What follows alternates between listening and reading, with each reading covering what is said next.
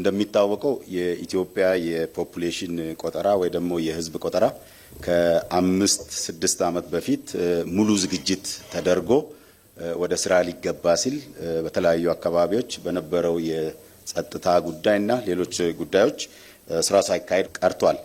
አሁን ግን ባለው የ3 ዓመት የስታቲስቲክስ መርሃ ግብር ወጥቶ የሆም ግሮን ኢኮኖሚክ ሪፎርም አካልም ተደርጎ ስራ እየተሰራ ነው ያለ። ይህንን የምናደርግበት ቅድም በትክክል እንደተነሳው ህዝብን ሳናቅ ኢኮኖሚን መምራት አይቻልም። ምናወራቸው ደግሞ ሀገራዊ ስታቲስቲክሶችም ስፔሻሊ ጂዲፒን በተመለከተ ሌሎች ቁጥሮች ከህዝብ ጋር ስለሚሄዱ ያንን ትኩረት ተሰጥቶ አሁን በኢትዮጵያ ስታቲስቲክስ አገልግሎት የቅድመ ዝግጅት ስራዎች ብዙ እየተሰሩ ነው ያሉ።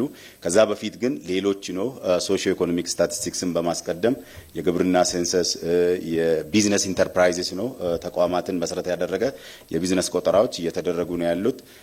እነዚህ ነው እቅዶች ወይ ደግሞ ቀድሞ የተሰሩ ያሉ ሰርቬዎች በጥሩ በጊዜያቸው ከሄዱ በሚቀጥሉት ነው 2-3 ዓመት ውስጥ የህዝብ ቆጠራውም ተደርጎ አጠቃላይ የጂዲፒ ሪቤዚንጉን ስራ ለመስራት እየተሰራ ነው ያለው ማለት ነው።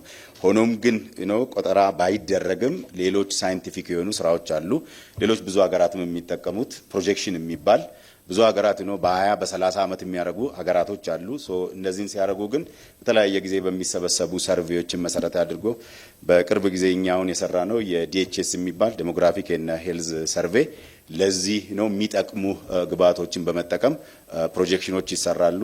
መንግስት የሚጠቀመው እነኛን ፕሮጀክሽኖች መሰረት አድርጎ ነው ሳይንሱን በጠበቀ የዓለም አቀፍ የስታቲስቲክስ ስታንዳርድን መጠበቀ ስለምንጠቀም እሱም በዛ ደረጃ መያዝ አለበት።